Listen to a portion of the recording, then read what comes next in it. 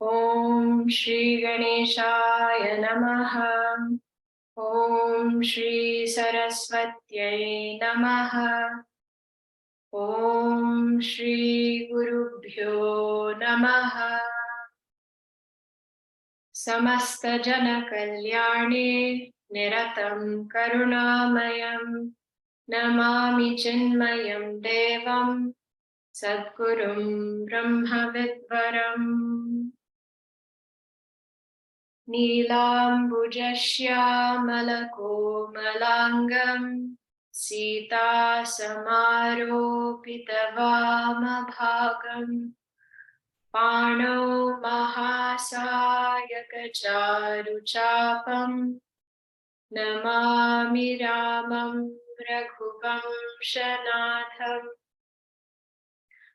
Atulita baladhamam Hemashailaabhadeham Danujavana Krishanum Jnaninamakgraganyam Sakala Guna Nidhanam Vanaranamadhisham Raghupati Priya Bhaktam Vatajatam Namami.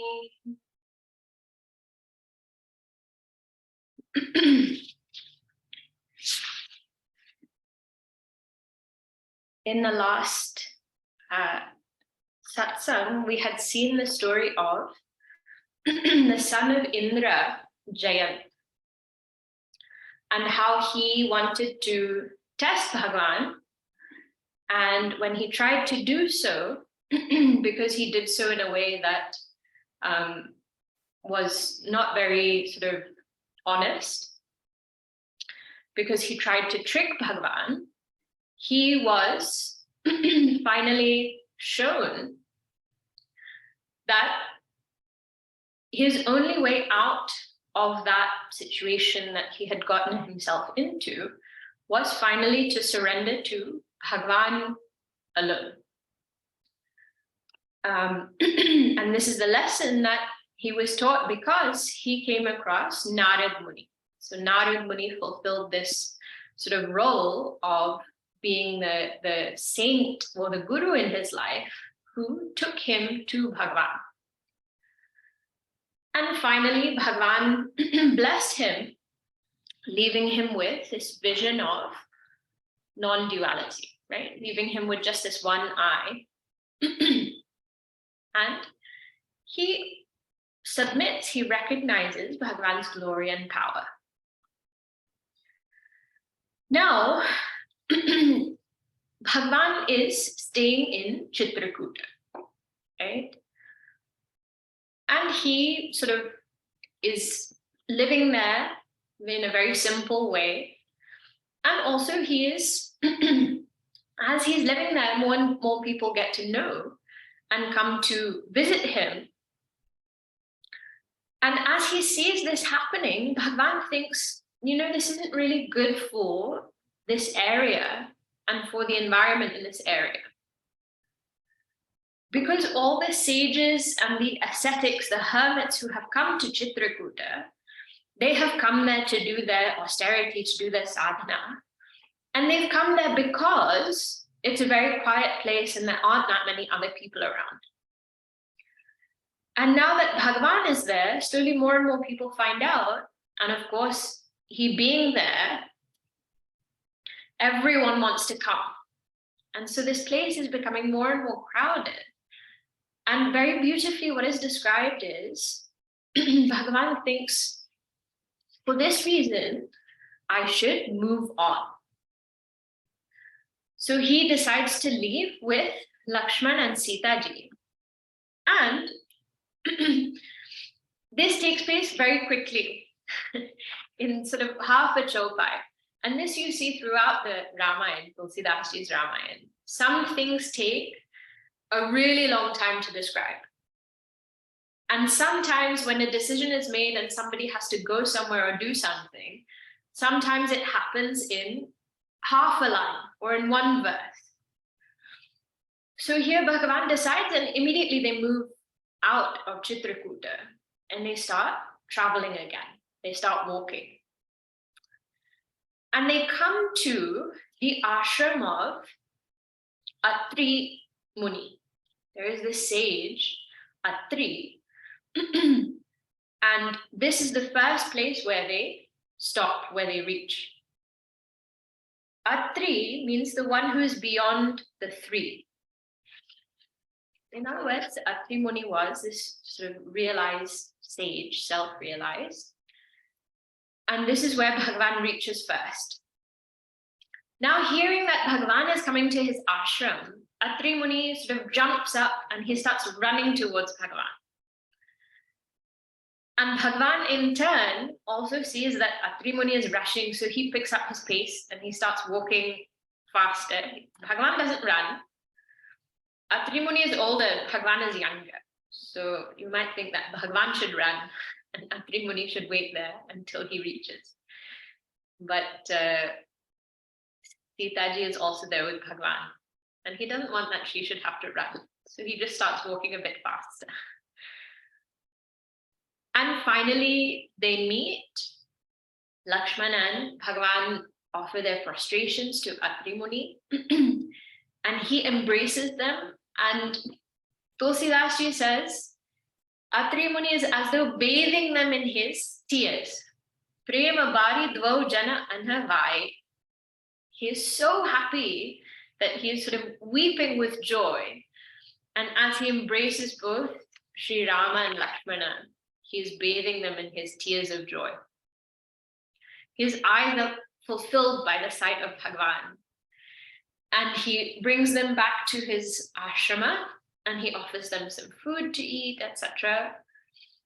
And as Bhagavan sits down, Atri Muni looks at Bhagavan, he joins his hands together and he offers one stuti. He offers a praise of Bhagavan. And this is what we'll see after doha number 3. This Aranyakanda, now you will see quite a few of these stutis, stotrams. In Ayodhya Kanda, we didn't see too many. And in Balkanda were 1 or 2. Here, we will see a few more. And one thing to bear in mind is they are very beautifully written by Tulasidas in such a way that all sort of aspects and all different ways of seeing Bhagavan are included in each stuti. And generally what you see is there is praise to Bhagavan in his supreme nature as formless and attributeless. There is praise of Bhagavan as Ishvara, the Lord of creation, who is formless but has the qualities of love and knowledge and compassion and all of those things. So Bhagavan is formless but with all these qualities. And as the form which has qualities, i.e. as a particular avatar. So you see all 3. And here, what we will see is there are different sort of aspects of Bhagavan that are praised. But the purpose is, as we've been seeing actually throughout this whole Ramcharitmanas, the purpose of the whole story, but particularly these stutis, is that by reading them, one is the devotion of that character or personality that is offering the stuti is expressed. But for us, by reading the stutis, the idea is that that same devotion is able to take root in our own heart, right? We're able to cultivate that devotion by reading the expression of the devotion of these great sages, etc. Because when we start thinking in the same way that they are thinking, and their thinking is expressed through their words, then we also will develop that same bhava, that same devotion that they have. So the purpose of it is this alone, right? That by recognizing the glory and beauty of Bhagavan, we also develop this same bhakti. And here, particularly, this Atri Muni is very focused on this. Is very focused on devotion to Bhagavan. So we will see this, and as we go, we will see what are the different aspects that are pointed out. Now you can see that there are 12 sort of verses. So what we'll do is we'll read 4 at a time, and then see the meaning, and then see the next set. And it's very interesting because, as you know, the Ramcharitmanas is written in Avadhi Bhasha, right? The languages, it's not Sanskrit, it's not really Hindi, it's Avadhi. But in this stuti, there is a sort of mixture of Sanskrit and Hindi. So Tulasidasa has taken license and done that. It was very beautiful. Now the tune is a little different.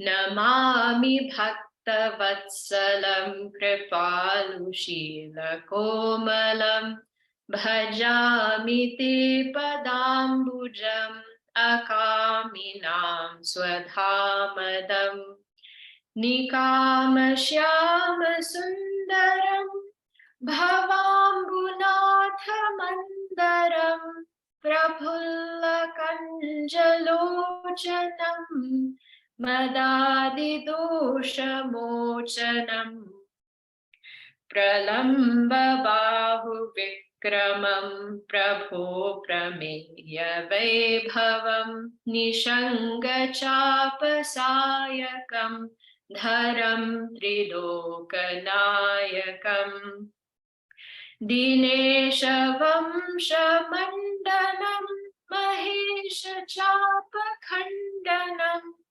munindra santaranjanam surari vrinda bhanjanam. Okay, up to here. He says, Namami Bhakta Vatsalam. So he starts off with Namami. 3 times this comes. Namami means I prostrate to, I bow down to. You, Bhagavan, you are Bhakta Vatsalam. You love your devotees like your children. Vatsalya bhava, this bhava of Vatsala is Vatsalya. And what it indicates is the love that the cow has for her calf. And particularly, what is meant is, you know, when a calf is born, like also human babies when they're born, they're covered in all sorts of things, right? Then they have to be cleaned. And the calf, when it's born, is also covered in all sorts of blood and other things, okay? And the calf is not sent off to have a bath or to get clean, right? How does that calf become clean? That cow will lick the body of the calf to make it clean. She herself will remove all that grime and whatever it is, she will remove with her own tongue. And how this is explained is that Bhagavan, when he sees that somebody really loves him, right? When God sees that somebody is a real devotee, even if that person does something wrong, Bhagavan will still love them because Bhagavan will see they have done this wrong thing because they were trying to please me. They've not done it for any selfish reason. They've not done it out of any ulterior motive or anything. Even that sort of negativity or that wrongdoing is done because in this devotee's mind, the only thought is, may Bhagavan be pleased. And just how that cow licks the body of the calf, Bhagavan also accepts all our wrongdoings when everything is done out of devotion. Means that Vatsalya Bhava is to indicate nothing is excluded from that love. Bhagavan loves all of us, every part of us. So he, in this way, sort of takes away all the negativities of the devotee, just like the cow removes all that dirt from the calf. He is Bhakta Vatsala. So it's so beautiful, right? Otherwise, you know what happens? We feel really scared that I have so many negativities in my mind. How can I go to Bhagavan? Right? How can I even place myself in front of Bhagavan? How can I pray? How can I speak to Bhagavan? But when we understand that Bhagavan is Bhakta Vatsala, he loves his devotees in this way, then there is no fear. There is no hesitation. So Atriji says, Namami Bhakta Vatsalam. And who is Bhagavan? Bhagavan is Kripalu. He is extremely compassionate. Sheila, he has this very good character. He's perfect in his character. Komalam, Bhagavan is very soft. He's very gentle in nature. So here what is being described is Bhagavan's swabhava. What is Bhagavan's nature? This is who Bhagavan is. He is very gentle. Bhajami te padambujam. I worship your lotus feet. Akaminam swadhamadam. You give your own abode to those who are akami. Akami means who are free from desire. To those who are free from desire, you give your own abode. In other words, you give liberation. This is the mark of a realized person, right? To be completely free of desire. What is the result for them? They attain oneness with Bhagavan. So, akaminam swadhamadam. Now, what is Bhagavan's beauty? So, what is his swabhava? And also, what is his saundarya, beauty? Nikama Shyama Sundaram. You are very beautiful in this dark form of yours. Shyama means dark. And Nikama means you are extremely beautiful. You have this extremely beautiful dark form. Bhavambu Natha Mandaram. And you are like the Mount Mandara to churn this ocean of samsara. Here, there is one really beautiful explanation given of what is beauty, what is saundarya. And what is said is, saundarya is that upon seeing which desire exits from the mind of the seer. Usually, how do we think of beauty? When you see something beautiful, then the desire will arise in that mind to possess that thing. Okay? So you see a beautiful object. You go into a shop and you see a beautiful, piece of clothing or furniture or something. You say, this is very beautiful. I would like to have it in my home, or I would like to have it with me. That desire arises to possess it.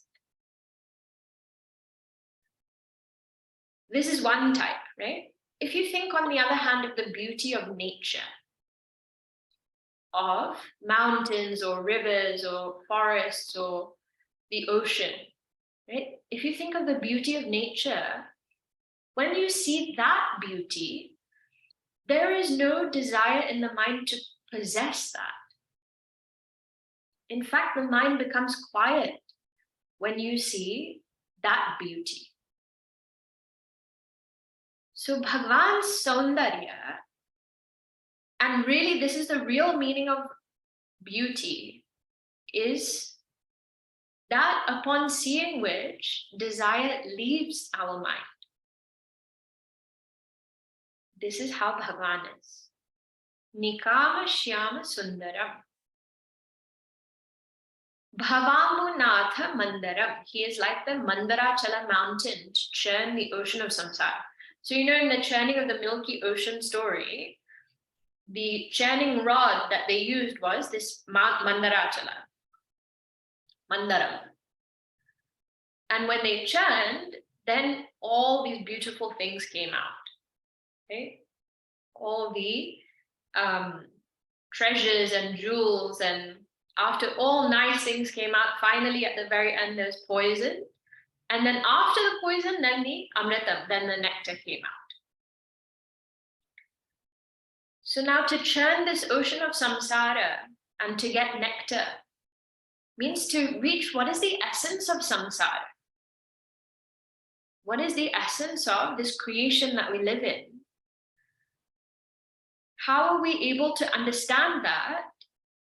With Bhagavan's help. Bhagavan is the one who will help us to realize and understand what is the essence of creation.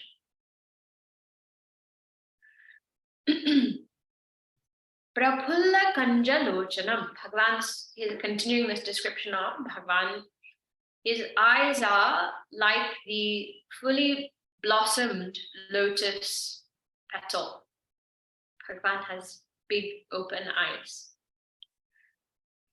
Not small and sleepy and half closed. Bhagavan's eyes are big. Like in, what is that mandir? Where Jagannath Bhagavan is with Subhadra and Balarama. In Odisha. Those murtis there, how they are with big round eyes. I don't know if you've seen them. They're very beautiful, but eyes are big and open to see everything. Bhagavan is seeing everything that we do. Not only everything we do, everything we think, Bhagavan sees. Bhagavan's eyes are open like this, big. And Madadi Dosha Mochanam. What happens when Bhagavan sees us? It's very beautiful. He is the one who frees us from these negativities of mada, etc. Means of pride, arrogance. Means when Bhagavan's eyes fall on us, all these negativities are removed. What does that mean when Bhagavan's eyes fall on us? If somebody is standing behind you and looking at you, you won't know, right? Even though some people say, I can feel somebody is looking at me. Even if they're standing behind, I can feel it. But you won't know for sure, right? When will you know that somebody is looking at you? First, you have to be facing that person. And second, if you're looking at their feet and they are looking at your eyes, then also you won't know if they're looking at you or not, right? You have to see, you have to look into the eyes of that person, and then you see whether or not they're looking at you. Means, if we turn ourselves around to face Bhagavan, then all these defects will fall away. Because turning around to face Bhagavan means we are turning away from the world. And we are turning away from all these negativities, etc.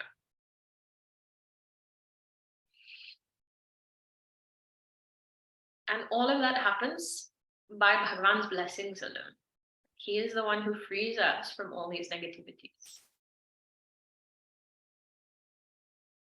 Don't say that I have so much anger and pride, etc. It's Bhagavan's fault. If he's responsible for relieving us of these doshas, then if I still have it, then it's not my fault, it's Bhagavan's fault. That's not how it works. This is Bhagavan, what he does. Pralamba Bahu Vikramam. Bhagavan's arms are pralamba, they are very long. So how Bhagavan is described as Ajanu Bahu. Janu means the knees. Ajanu means up to the knees. Bahu means arm. So when you stand up, probably your arms reach just past your hips. Okay? Bhagavan's arms were very long, they reached up to his knees. And Bahu Vikramam, oh sorry, this Vikramam also is Pralamba. Means his victory and his glory is also sort of undefeated. So his arms are very strong, but his reign, right? Bhagavan is Ishvara, that means he is the Lord of all. So his victory is also Vikrama. Prabho Prameya Vaibhavam. This Vaibhavam means glory. Bhagavan is Prabhu, means he is the Lord. He is capable of anything and everything. Bhagavan can do, he cannot do, he can undo, he can do things differently. In action, we have actually, when you think about it, when you think about how we act in this world and how we accomplish things, we have choice, but we have to act according to certain rules. Prabhu means one who is all capable, who can do whatever, whenever, however. And how is he? He is aprameya. Means if you want to know Bhagavan, you have to know him as your own self. He will not become an object of knowledge for your mind. He has to be known as the very subject in each one of us. Vaibhavam is glory is unknown. So this aprameya also goes with Vaibhavam, means his glory cannot be measured. Actually, it goes with Vaibhavam only. Aprameya Vaibhavam. Nishanga, now further description of Bhagavan. Nishanga Chapa Sayakam Dharam. So this Dharam goes with that quota. He is the one who is holding Nishanga Chapa Sayakam, means the quiver, bow and arrow. So this you always see whenever you see a picture of Bhagavan Śrī Rāma. Always he has bow and arrow, and on his back that quiver of arrows. Triloka Nayakam, he is the leader or the ruler of all three worlds. Dinesha Vamsha Mandanam, he is the glory of this Dinesha Vamsha. Dinesha means the sun, right? So there is one Surya Vamsha. This was the sort of lineage, the family into which he was born.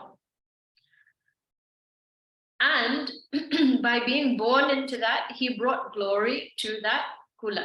He is the glory, he is the greatness of this Surya Vamsha.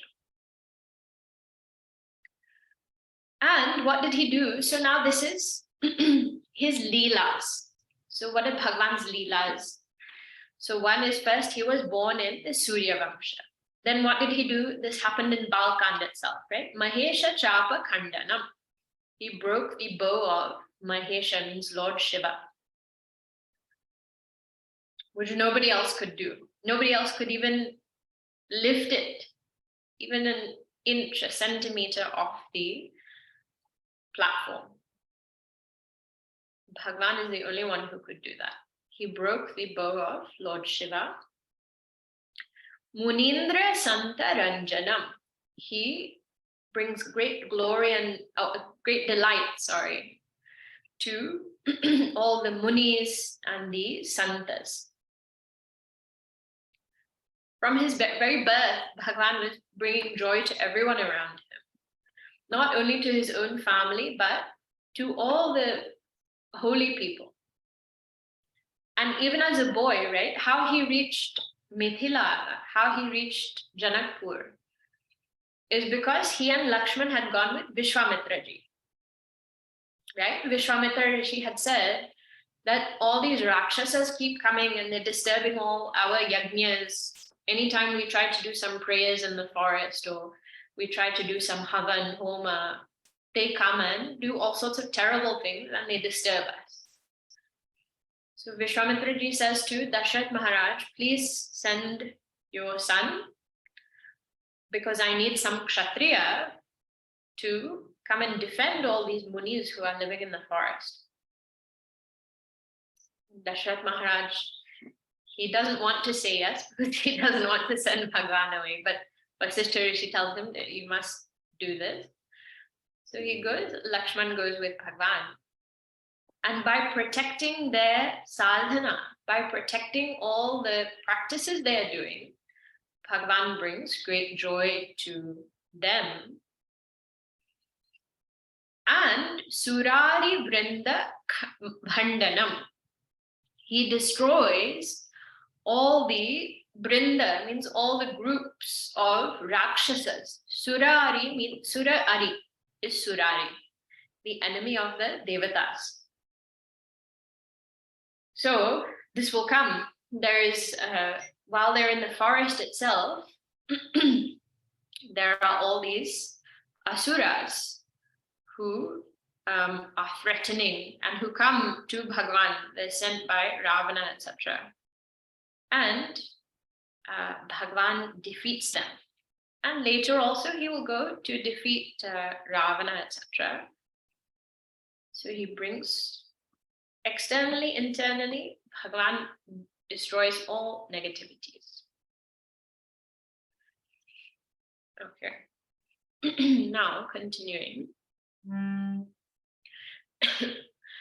Manoja Vairi Vanditam Ajadi Deva Sevitam Vishuddha Bodha Vigraham Samasta Dushanapaham Namami Indirapatim Sukhagaram Satangatim Bhaje Sashakti Sanujam Shachipati Priyanujam Tvadangri Mulaye Nara Bhajanti Namatsara Patanti no Bhavarnave Vitarka Vichi Sankule Vivikta Vasina Sada Bhajanti Muktaye Muda Nirasya Indriyadikam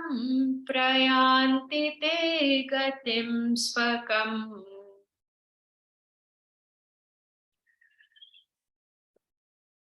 Now again, what is Bhagavan's nature, right? So Swabhava, one was as Ishvara. One was as Rama, as Saguna Sakara. And Leela, of course, is Bhagavan with form, with attributes. Now, beyond all attributes and forms, what is Bhagavan's nature? Vishuddha Bodha Vigraham. Bhagavan's form is pure knowledge. In other words, that supreme reality that we call consciousness, Brahman, Satchidananda, that is Bhagavan's Vigraha. That is his nature. And he is Samasta Dushanapaham. He is the one who removes all dushanas. Dushanas again mean dosha, all defects, all flaws that exist in us. Bhagavan is the one who removes them. Again, Atri Muni says, Namami. I bow down to, I prostrate to Indirapatim. Indirapatim means the Lord of Rama, means Lakshmi. Another word, another name is Indira, means Sitaji. The Lord of Lakshmi Sukhakaram satam gatim. He is the one who is of the nature of happiness. He brings happiness to all. He, satam gatim, he is the abode. He is the final refuge of, satam means of good people. Now, we say that Bhagavan is the final abode of all people, right? Even when Ravana dies, pictorially how it's represented is one light comes out of Ravana's body and that light then enters into Bhagavan. What does that mean? That whether it's Ravana or anyone else, their final abode is Bhagavan alone. So now why is it said, Satam Gatim, that he is the final destination for good people, for noble people? Because noble people, they know that Bhagavan is their final destination, and they live in such a way, preparing when life ends to go to Bhagavan. Sat means good people means, what does it mean? To say somebody is good, somebody who lives a life of dharma, somebody who lives their life dedicating their actions to Bhagavan, somebody who lives their life knowing that Bhagavan is supreme, and that the goal of life ultimately is to go to Bhagavan. So living life with this awareness, our lives will be transformed. And if we don't have this awareness, that's not to say that those who don't acknowledge God as the final abode will not perform dharma. They will perform dharma. But that understanding is not there in the same way. So he is the abode of all Satpurusha, all good people. And good here means according to the Vedic standard. It means those who believe in God, those who follow dharma in this way. Bhaje sa shakti sanujam. I worship you along with your shakti, means Sitaji being represented as Maya. She is known as Shakti. And Sanujam, along with your younger brother, means along with Lakshmana. Shachipati Priyanujam, you are the beloved younger brother of Indra. Shachi is the wife of Indra. So Shachipati is Indra, and Anujam means brother, younger brother. When Bhagavan takes Vamana avatar, right? When Bhagavan comes as Vamana, he comes as the younger brother of Indra. So Atri Muni says, I bow down to you in this way. Now, those who worship Bhagavan, what is their nature? What is their character? He says, Tvad angri mula ye naraha bhajanti hina matsaraha. Those who worship your feet, those who worship you, they are matsaraha. Matsaraha means jealousy. So the devotees are hina matsaraha. They are free from envy. They're free from jealousy. This is actually to tell us that if we have this thought of envy or jealousy in our mind, it will displace the thought of devotion. Means if we have envy or if we are jealous of any other person, it's just taking away our focus from Bhagavan. Okay? It's diverting our mind. So here what he's saying is those who worship you, how will they be? What will their nature be? How is their character? They are hina matsaraha. They are free from envy. And as a result of their worshipping you, patanti no bhavarnave, they do not fall into this ocean of samsara. And what is the nature of this ocean of samsara? Vitarka vichi sankule, in which there are these huge waves of erroneous thinking and erroneous understanding. They do not fall into this ocean. One Mahatma Ji, he very humorous, well, seriously, I think, he describes this. Vichi, which means waves. Okay? And where do you see waves? Waves are seen when you are not out in the ocean generally, right? They're also seen there, but when you stand on the beach, that's when you see all these waves rolling in, right? So the beach is the place where you see the waves, and waves are known as vichi. So he says actually this English word beach comes from vichi. It's where you see the waves.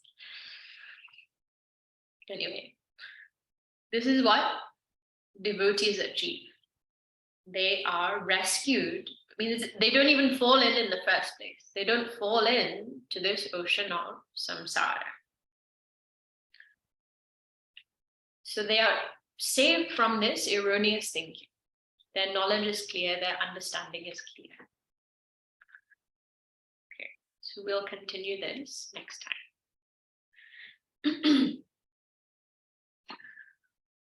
Om Purnamada Purnamidam Purnat Purnamudachyate Purnasya Purnamadaya Purnameva Vashishyate. Om Shanti Shanti Shanti. Harihi Om Shri Gurubhyo Namaha. Harihi Om.